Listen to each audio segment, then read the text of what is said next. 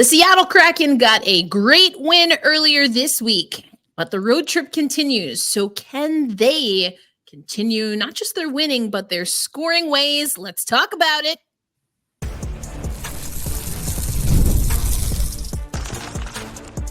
You are Locked On Kraken, your daily podcast on the Seattle Kraken, part of the Locked On Podcast Network, your team every day.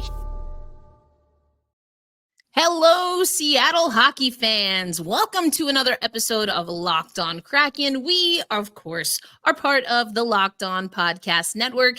Erica L. Ayala here, along with Zaiem Beg, and we're coming to you on a Thursday, on a game day, to talk about our favorite hockey team, the Seattle Kraken. Want to let you know, before we get deep into the analysis, today's episode of Locked On Kraken brought to you once again by our friends over at FanDuel.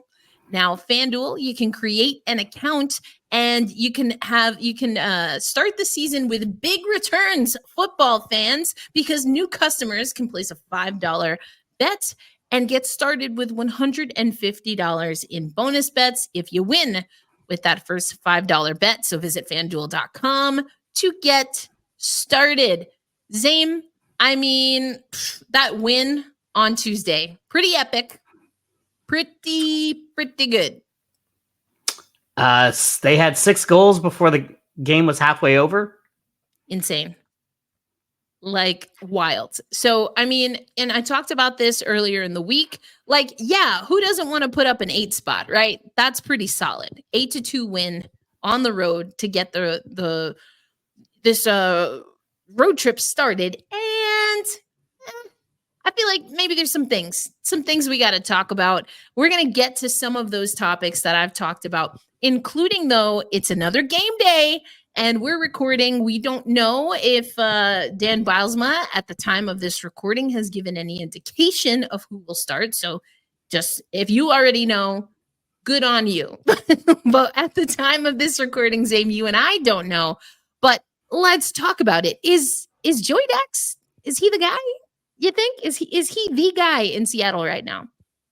He seems to be the guy. Now, so they were alternating between Grubauer and Daccord. Now Joey got his third straight start. One thing that I kind of have a little bit of concern about is, if you recall, Hagstall kind of had a tendency to take a goalie who was hot and then ride him into the ground, and then that, he would fall off, and then you would ride the next one. And so I'm a little concerned that might be what's happening here. It's only 3 games, so we'll see. But as of now, Joey has been the better goaltender, and he's been the hot goaltender, and he might be the number 1 goaltender. But even as we saw last year, if you give him a ton of work, I mean, he did fall off, quite a bit towards the end of the season.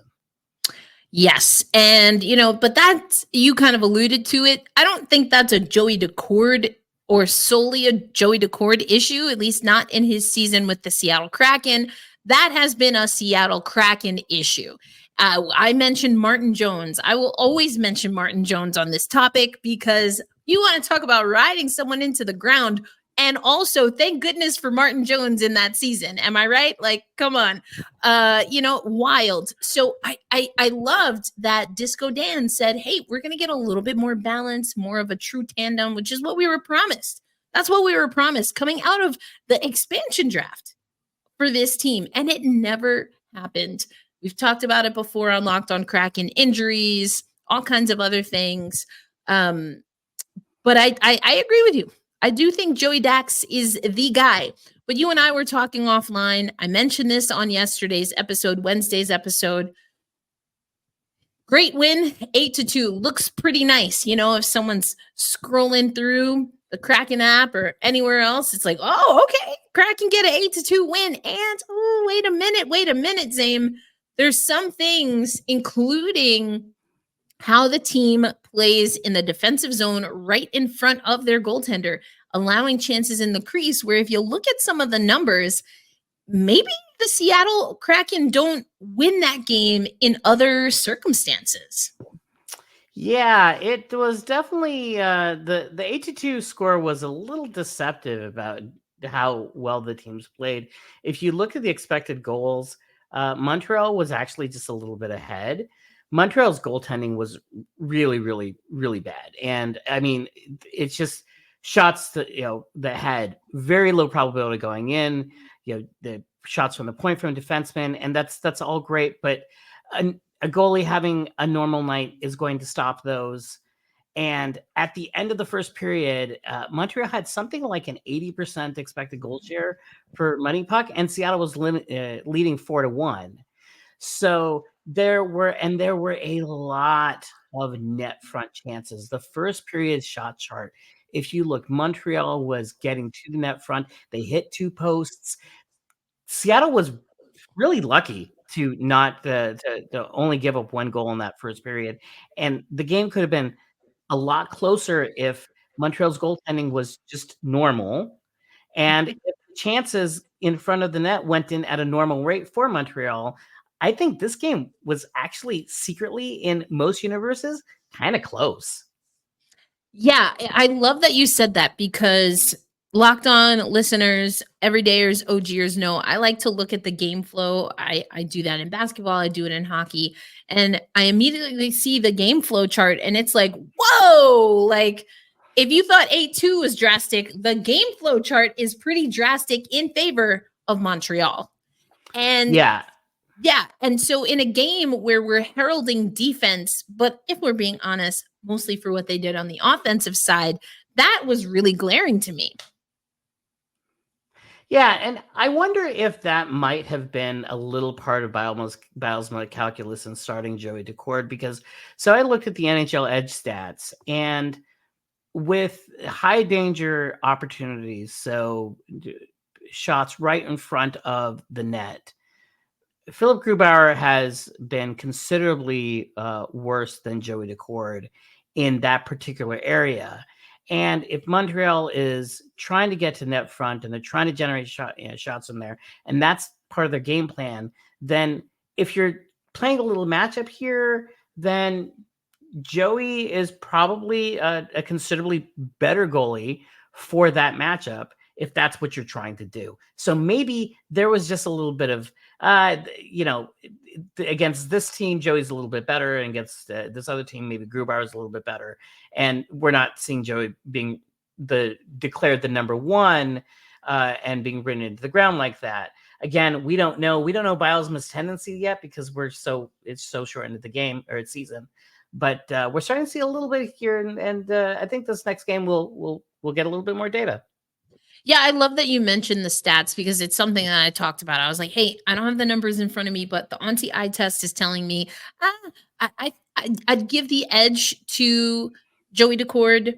Nothing against Philip Grubauer, but I would definitely give him the edge, no pun intended, because that's actually where you got the data from. But but I'm glad you mentioned that because I definitely was like, hey, I want to talk to Zaiem about this. Get it. It's like, am I seeing it right? Is my eye test following what we're actually seeing, statistically speaking? But I think I also loved your point. Is Joey Dax the number one? I don't think we know yet. And it is a road trip, so we're gonna see Philip Grubauer. Like that's for sure gonna happen. And it might even happen today. Like we said, we're recording this at a time where we absolutely don't know who the goaltender is. So by the time you listen to this, we might have an understanding, especially if it's like, the third period, who knows. But I again, it's just one of those topics that I want to keep an eye on. I don't think we need to have a number one just yet. And if Dan Bilesma and the rest of the coaching staff is going to make it more situational, then I honestly am okay with that, because another thing about this game, Zaiem, is that we saw offense come from the defensive side, but as you and I have already alluded to, did we see enough defense? and that's a question, I think. And I broke this down. There were some things that I absolutely loved that the team was doing to force the issue on the offensive side, or, make sure that we're recycling the puck in the offensive zone. And as you just mentioned, as the data shows, there's still work to do. But I want to talk about one defenseman in particular, because we've been talking about the game score after the Seattle Kraken games, and there's one defenseman who I'm always mentioning when I take a look at the game score, and that is one Jamie Oleksiak. Let's break down what we've been seeing from his game, early returns, but what have we seen from Jamie Oleksiak in this fourth season of the Seattle Kraken? That's coming up. And want to let you know today's episode of Locked On Kraken brought to you once again by our friends over at FanDuel. Now, of course, it's hockey season, it's NBA season, it's also NFL season. And this is the time where, as a new customer to FanDuel, America's #1 sportsbook, you can win big. New customers can bet $5 and get $150 in bonus bets if you win. The FanDuel Sportsbook app gives you everything you need to place live bets on the National Football League, all in one place. So when you get a hunch in the middle of a game, as I like to say, my auntie vibes, auntie senses, you can check out the latest stats, view live play-by-play, and so much more on the same page where you place your bet. So visit FanDuel.com to join today. Again, you can get started with $150 in bonus bets if you win your first $5 bet. That's FanDuel.com. Never waste a hunch and make every moment more with FanDuel, an official sportsbook and partner of the NFL, and of course, us here at Locked On. Thanks as always for making Locked On Kraken a part of your daily destination. Erica L. Ayala here along with Zaiem Beg. And Zaiem, big rig, one of the many, like all of them, it felt like not goaltenders, one of the many defensemen that scored earlier this week in that Montreal game that was a little wacky. In a good way for us. We'll take the win, that's for sure. Broke the 3-game skid. But it wasn't just this game. This just happened to be the game where Jamie Oleksiak gets that first goal actually for the Seattle Kraken in that big win Tuesday. What have you been seeing in practice? What have you been hearing about Jamie Oleksiak? And what do you think his impact is or has the potential to be this season versus what we've seen in the past? So Jamie Oleksiak, to start out the season, the very first game against St. Louis, he had a really, really bad game. He really struggled, lost to, I think it was Jordan Kyrou twice on 2 goals in that front. And we talked about that. And I said it wasn't that he was slow or that he wasn't physically able, that it was just a mental lapse. And I expected him to rebound. And boy, howdy, has he rebounded. So I've been looking at the numbers and comparing to the previous couple of years. Now, Jamie Oleksiak plays somewhere between 1,200 and 1,300 minutes a season. This at 5-on-5. This season, he only has 161 minutes. So there are some small sample size caveats. Keep that in mind. But if we're talking about how good he has been to date, his on ice expected goal differential the previous 2 seasons were about negative 0.5%. So a little bit, just a touch below break even. So far this season, he's been plus 10%, which is ludicrous. Now, that's going to come down to a normal real life number at some point. That's going to regress, but it is a good indication. It's a good descriptive indication of how dominant the Kraken defense has been when he has been on the ice. And part of that is his defensive partner, who is Brandon Montour, because we can't go a game or an episode or 20 minutes without talking about how great Brandon Montour is, because he is absolutely unbelievable and he makes everything and everyone around him better. Yep. And Jamie Oleksiak has seemed like the perfect partner to pair with him. They complement their skill sets so well. And I think Jamie Oleksiak now has this force multiplier on the ice with him that allows him to do the things that he does best. and he's getting puck retrievals. He's just getting in position. He's got good gap control, and he has this alien next to him that is just sort of creating a force field around him. And then Oleksiak can just be the best version of Jamie that he can be. It is awesome to watch. Yeah, as you're talking, it reminds me, or it makes me wonder, is this like Adam Larson, Vince Dunn 2.0? Because I think you have to look at the pairing here, because Jamie Oleksiak is just doing things I've never seen Jamie Oleksiak do for the Seattle Kraken. I love that you brought up the critique, the observation that we made early on. I've made those observations a few times throughout his Kraken tenure. And, I am pleasantly surprised at what I'm seeing from Jamie. And you talk about all of the skill that Brandon Montour has, but one thing that freaking almost blew me away, ready to run through a brick wall, still nursing a foot injury, so I didn't do it, but I thought about it, is that Brandon Montour had a conversation with the team leading into the Montreal game. And he's like, this isn't us. We are better than losing multiple games in a row. Like, tighten up, folks. Just come on. We can do it. And I love that. I love that. That is like an injection of pride, in confidence, and accountability. And I can only imagine, if he has the capability, as someone who doesn't officially wear a letter for this team, to do that for the team en masse, what kind of conversations are he and Jamie having? What kind of conversations is he able to just bring to the table to make sure that Jamie is setting himself up for success, which inevitably is going to set the team up for success. The other thing I want to toss over to you to get your thoughts about is, listening to the broadcast, the amazing Allison Lucan brought up the Rover conversation once again in thinking of Brandon Montour. We've had her on the show to really break that down. And kind of like this hybrid defenseman, when you look at Brandon Montour and the way he's able to level up the defense for the Seattle Kraken, how much do you see him as a rover? Is there another term? Like, how would you kind of describe what Brandon Montour is able to do and how that impacts his D-man in Oleksiak?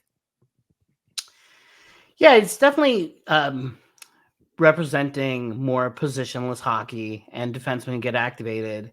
There was a goal, one of the many goals from the Montreal game, where Shane Wright wins the faceoff, and then Montour immediately just goes straight to the front of the net. And then he gets a shot, and then follows up with a rebound. And I don't remember if that was his first or his second goal, but I think it might have been the second, and he broke that one down. Or was it the first? I don't remember. Now I don't remember, but he talked about it post game for sure.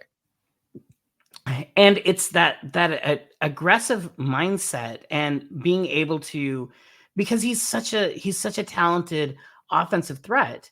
Yep. And so and Bylsma's system is clearly this is Firebirds hockey. They are pushing the puck in transition, and so when you have you turn defense into offense, and that means that if you're a defenseman and you can skate the way Brandon Montour is, you go and you go up the ice, and it is now, because now this is like, I started watching hockey in the 90s, where if a defenseman did that, I mean, they were chastised. I watched Sandis Ozolinsh was like, oh, he's an offensive defenseman, but he's irresponsible because he jumps up into the play, and then we didn't realize that it's just ahead of their time. Yeah. Now that is just something that goalies and defenses can't count on, and offense can come from anywhere. And that's so much harder to play against. Yes. I love that you mentioned that, because on Wednesday's episode, I don't want to call it a rant. It was an impassioned, in a positive way, long train of thought. And I was talking about the weave. Now, I do know, and I don't think everyone uses this terminology in hockey, but it's effectively the same as it is in basketball, right? You're on the attack, you have multiple players. Usually it's kind of, you think of a 3-person weave, you can do a 5-person weave, but effectively, when you pass the puck, you pass the ball, you occupy the space of the person who you just passed it to. And that person cuts to another area, in this case, of the ice. And that concept, and why I always love that drill, is because it is bringing about this idea of always being active, even when you don't have the puck. And your point off of that face-off hits that completely. There was also a time where I'm almost positive it was Andrei Burakovsky, where he is, standing up on the blue line and was able to actually get an additional possession for the Seattle Kraken in that Montreal game because he stood Montreal up on the blue line. Now, he could easily, right? To your point, especially thinking of, whether we think of an Aragon or honestly, sometimes how wingers in particular think of hockey, he could have been like, not my job. I'm not a centerman. I'm not a D-man, not my job. And it didn't yield a goal or anything like that, but the mentality to take over the occupied space and to win the puck, win another cycle in the offensive zone for his team, that's the kind of Kraken hockey, to your point, Firebirds hockey, that Dan Bilesma wants to play. And so when you have a player like Brandon Montour who can see the open space and cut into it, even as a defenseman, there is some communication, though, that has to happen, or just an understanding of how the team plays. And I think we're still seeing the Seattle Kraken work some of that out. And, that leads me to ask you, because I know you know a lot about Shane Wright. And, you and I were talking a little bit offline before we get into our next segment, because I realized that there was a lot of conversation, obviously, about Shane Wright right before the Montreal game. I think we all know why. Death glare. We all know why. And then I looked at, so Schwartz was on his line. That was a big topic. Okay, new lines once again. Bjorkstrand on that line. And that line had the least amount of time on ice. Now, is this something, do you think, Zaiem, that we should be concerned about? Or is it more a la what we talked about in the first segment? And that being that, you just take a look at who the opponent is and you think, at least in the immediate future, about what's coming up. And you hedge your bets on the lines that either are clicking in the moment or who you think are the better matchup. I think because the Kraken offense has been pretty inconsistent, especially without Vince Dunn, that it would be a little premature for Bilesma to say, okay, these are the lines and this is what's working, because clearly not everything has worked so far. Yep. It's happened in bursts, but really, we've talked about, of course, the with and without Vince Dunn, it's a big difference. And so I think this is just experimenting and trying something. That particular line, despite having the lowest ice time, I had a very, very high expected goal share. It was like 6 minutes. So, that doesn't mean anything, but it doesn't, it does mean that they weren't limited on the ice because of poor performance. Most likely, it wasn't like, oh boy, we can't go back to this. Like, hey, I think it was just more game flow and the way things went. And, maybe he wanted to experiment, or he wanted to see more from different lines, and maybe he's looking for something specific. So when you have such a large lead, you can do things that aren't just, okay, how do we maximize winning this game? You can try things, you can look for things, you can experiment things a little bit more, because you have a 5-6 goal cushion. Mm-hmm. And so I think it was just because the score was weird, then the situations kind of get weird and the usage gets weird. And I wouldn't read too much into that, especially because, for whatever it's worth, when they were on the ice together, they were very, very, very good. Yeah. And again, I mean, it's an easy target, right? Looking at Shane Wright, looking at the time on ice. And he was on a line with Schwartz and Bjorkstrand. I mean, these are no chums, right? I right. really think that, these are guys that we can see get activated. I also love that we saw Eli Tolvanen get a goal. That was a beautiful. Oh my gosh. Mm. Beautiful. I think it was even the call, right, by John Forsland was tic-tac goal. Like perfect. Yep. Beautiful. Mwah, chef's kiss. Love it. Give me more. So I love that you offered that insight because again, I think it's premature to really get a sense of what the real is with this team yet. I'm not concerned about that part yet, especially with Vince Dunn being out. But I also think that it's fair to want to see the team continue to level up. I do think the Montreal game was a good start. If we dig a little deeper, though, it's like, ooh, okay. So love the win and like, don't love this part about it, which leads us, of course, to thinking about tonight's game against Toronto. So that's what we're going to do. We're going to give you some keys, some just quick things that we want to see, especially, excuse me, from the Kraken perspective coming up on today's episode. Today's episode of Locked On Kraken also brought to you by our friends at Prize Picks. Did you know that at Prize Picks, you can now win up to 100x your money with as little as 4 correct picks?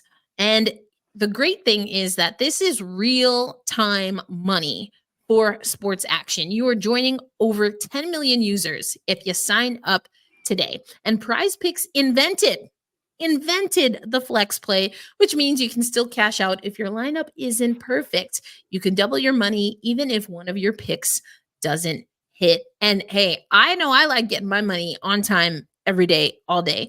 And Prize Picks now offers Venmo for a quick and easy deposit and withdrawals into your account this sports season. So sign up today and get $50 instantly when you play your first $5.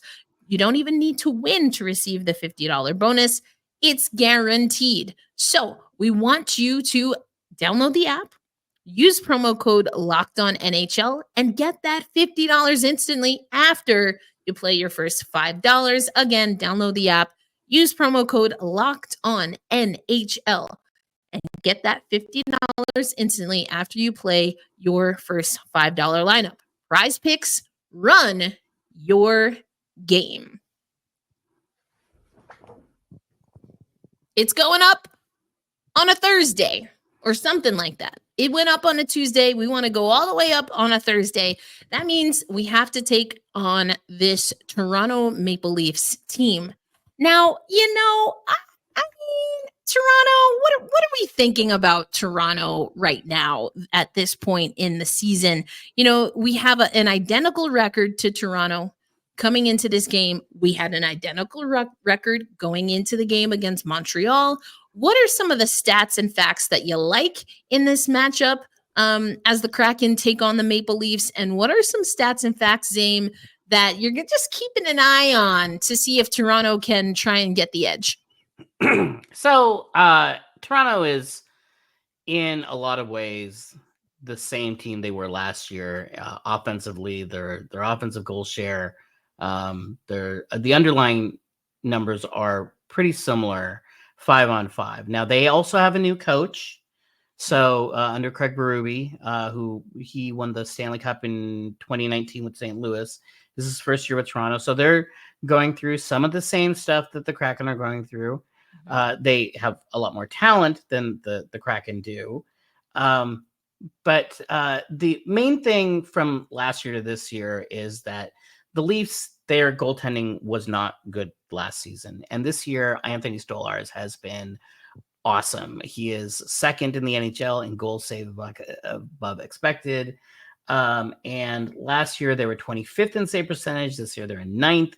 So that's been one really big improvement. The thing that has not been good this year, which is really surprising, is the Leafs power play has been bad, like 30th in the NHL right now.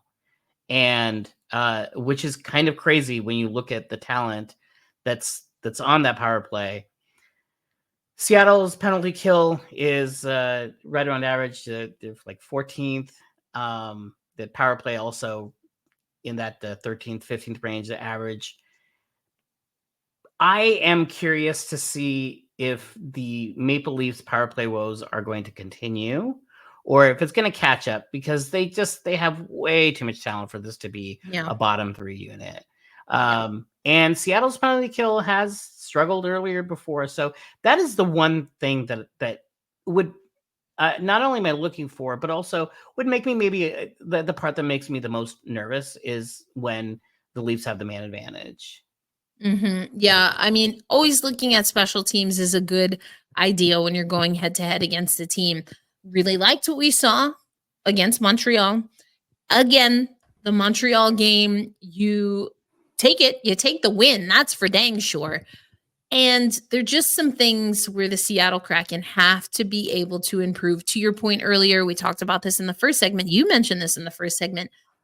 Are we going to get some of those softer goals against, as you already mentioned, a better Toronto goaltending, goaltending core here? I think for me, it goes back to some of the habits. What I really liked in the Montreal game, and this is something that the Kraken actually practiced when they were in Montreal. In my estimation, the reason the Kraken can win that game, even though they lost some of the statistical categories, is because they won the 50-50 battles, the board battles. They won those categories. That has to continue.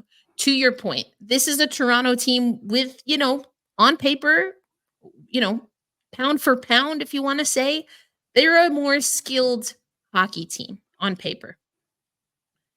The Seattle Kraken have to be able to do what Dan Bylsma said that he wants them to do.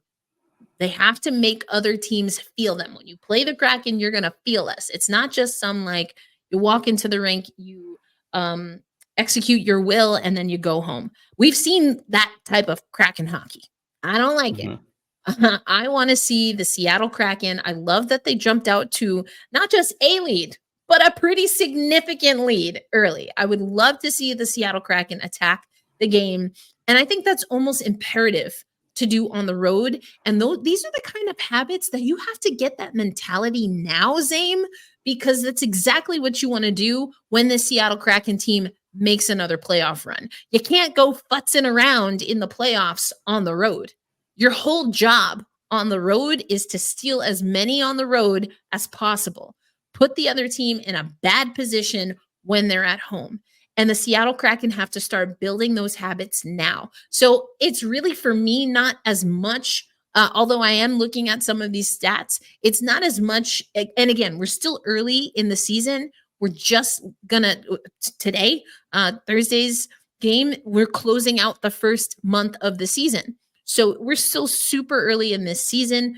You have to really establish how you're going to play hockey. I know we say that's Kraken hockey, baby, which is hilarious also because Dan is like, wait, what does John say? Which I thought was so funny. That's Kraken hockey. Oh, baby. That was baby. So. Oh, okay. All right. Oh yeah. Got to add the baby, comma baby. That's it. Exclamation point. But like, what is really Kraken hockey? And I feel like both of us for a little while now, Zaiem, have been saying we don't really know yet maybe what Kraken hockey is versus what Kraken hockey should be under Dan Bylsma. And we are getting to the point still early, and we have to start turning the corner. So that's really what I'm looking for in this game against Toronto. It's a team on paper in what has been, what the results are, where we're even. Attack it. Attack the game. You're in the same weight class. Attack this game. Because if this team starts playing like they have the potential to, you don't want to start when they play the Kraken tonight. It's Halloween, and Toronto, they might be the superior opponent, and they might have 800 times as much media coverage. But if the Kraken can be a little spooky today and put a scare into them, then you might end up with the win anyway. I see what you did there. I like it. I dig it. I dig it. Yeah, why not lean into fully spooky season? I love it. And, that's what we need to see. We need to see a little grit, a little fight from this team. So howl at the moon, do what you got to do, get a win. Come on, get 2 on the road back to back. Let's go. That's what I'm talking about. All right, Zaiem, who's your player to watch? Or maybe who do you think can be the X factor in this game against Toronto? I can't say anyone else but Brandon Montour. I know he just got all the spotlight with the hat trick. The first defenseman to have a hat trick this season across the NHL. Toronto also had a hat trick their last game. So we're coming, John Tavares had one. So we have dueling coming off hat trick games. But it's not just the scoring, it's everything. Every time he's on the ice, it's just, he creates so much gravity and while also opening up space. It is unlike anything we've ever seen from a Kraken skater. It is like Vince Dunn is so good and Brandon Montour is considerably better. It is just, I can't get enough of talking and thinking and watching Brandon Montour, and the production's there, but the play is there. He makes everything happen on the ice, off the ice. It's just, this free agent signing has been, it was pricey. It was $7 million, and it is hard for those types of deals to have value. And he has so far been exceeding that value considerably. I just, Montour for life. Montour for life. Let's go. I love it. And I am going to give an oldie and a newer, a top 40, if you will. I'm going to go with, I still think we need a breakout game for Andre Burakovsky. It's not that he has not been impacting the game. I talked about the play that I noticed because I love defense. And so I noticed that, and it created more offensive chances. So I'm still going to say Andre Burakovsky, maybe a little Oliver Bjorkstrand in there, but I think it's more pressing to get Burakovsky involved in this offense sooner rather than later, because for so long, right, we were putting all our eggs in the Berkey basket. There I go. I can't go one show without mentioning that. And to your point about spending money in free agency, again, not a player that has been, futzing around or slouching by any stretch of the imagination. But when you go up against a Toronto team, to your point, in the Toronto market, you need your big ticket players to play like big ticket players. And so if you're going with Montour, I'm going with Chandler Stevenson. I want to see him be able to dominate the game, work like a quarterback at that centerman position and really just get things activated for this Seattle Kraken team. We've seen him do it before. We know that the lines keep getting jumbled around, but he has that capability, that potential. He's also a great skater. You talked about Brandon Montour. Chandler Stevenson, great skater. He has great ice vision. He can set plays up. He can set teammates up really, really well. So I want to see our big ticket guys just get after it. I guess maybe we throw in Matty Beniers in that mix as well. I mean, I'm basically at this point, I'm just naming the whole roster, so I guess I'll stop there. Well, I mean, we can have our cake and eat it too, because one of the things that we've noticed from Chandler Stevenson is he gets that transition game going the other way, and he reminds me of like a point guard, just getting the fast break going the other way, and so you have Stevenson to Beniers, moving up the ice. That resulted in a goal earlier this season. Montour, when he's on the ice, he's perfect for those transition things. So if you are, and then Burakovsky also is a great finisher. So if he is with Stevenson, he can set the table. When the team is working in transition, those 4 players are some of the higher candidates to be able to jump in and play and do that. So let's just have it all. Let's just do it all. You get me. I mean, and again, these are the players that in a big hockey market, not just, because like New York is a big media market, and like, I don't know, is hockey getting the ink? Probably not. But Toronto is the hockey market. You want your aces to show up, right? And put Seattle hockey on the map. Now, there's some of that where you don't want the players to feed into that too much. You just want them to play their game. And I think I mentioned it earlier in the show, right? There's pride here. you want to set expectation. You want to be able to, in a good way, be the talk of the town, right? As Lady Whistledown might say. You know, you want to be able to be a part of the conversation. This team has that potential. I want to see them tap into that in the biggest hockey market. All right, Zaiem. We gave our predictions. We talked about Joey Dax. We gave a little, we're not worried about Shane. And it's all about Monty. So I can't wait for tonight's game. You know, I can't believe we got to wait another week before we hop on the mics to talk about Seattle hockey again. But the good news, listeners and viewers, is that you don't have to wait for our individual takes. So, Zaiem, let them know what you got cooking at Davy Jones' locker room.